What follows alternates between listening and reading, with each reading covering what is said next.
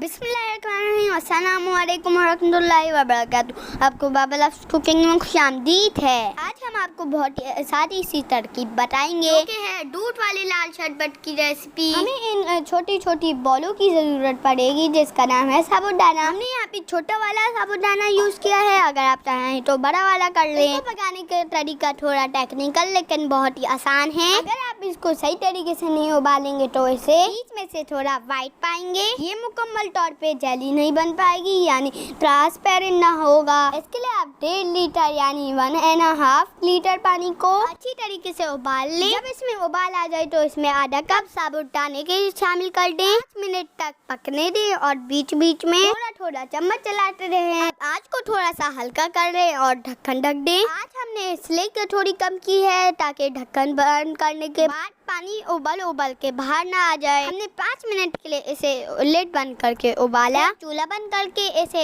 एक स्ट्रेनर की मदद से छान लिया। फिर इसके अंदर फौरन से पानी डाला ताकि इसके अंदर कुकिंग प्रोसेस रुक जाए और इसके अंदर जो लेस आ जाता है वो ना आए। इसे आप किसी गरम डिश में इस्तेमाल कर रहे हैं तो साबूदाना पकाने का प्रोसेस इतना ही रहेगा। आप इसे जो भी गरम डिश बना रहे हैं उसमें डाल दें, मगर अगर आप किसी इसे ठंडी डिश में इस्तेमाल कर रहे हैं तो आगे का जरूर देख लीजिए। ठंडे डिश में डालने के लिए इसे हमें मुकम्मल तौर पे ट्रांसपेरेंट करना है। अगर आप गौर से देखेंगे तो इसके अंदर थोड़ी सी व्हाइटनेस मौजूद है जो आपके शरबत की खूबसूरती को कम कर सकती है। वापस आप एक सॉस पैन में 1.5 लीटर पानी शामिल करें। इसको वापस से अच्छी तरीके से उबाल आने दें। फिर चूल्हा बंद कर दें और इसके अंदर रिंस हुए हुए साबूदाने शामिल करें। 15 मिनट के लिए ऐसे ही छोड़ दें। वापस छलनी में डालें और वापस रिंस करें ठंडे पानी से। जाहिर आपको एक लंबा प्रोसेस करना होगा, यकीन करें ये इतना भी मुश्किल नहीं, काम करते करते हो जाता है। माशाल्लाह ला कुव्वता इल्ला बिल्लाह। ये देखिए आपके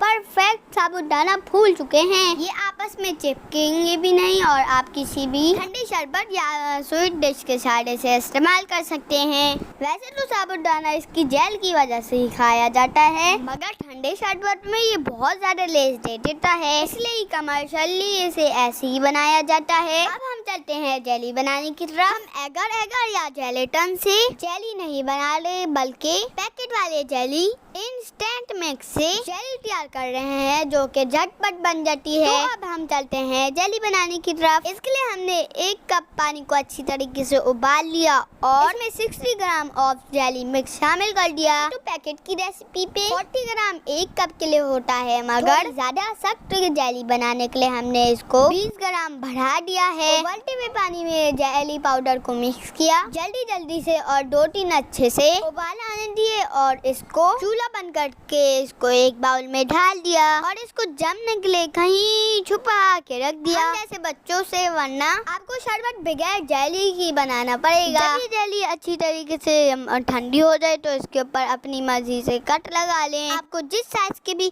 पीसेस चाहिए।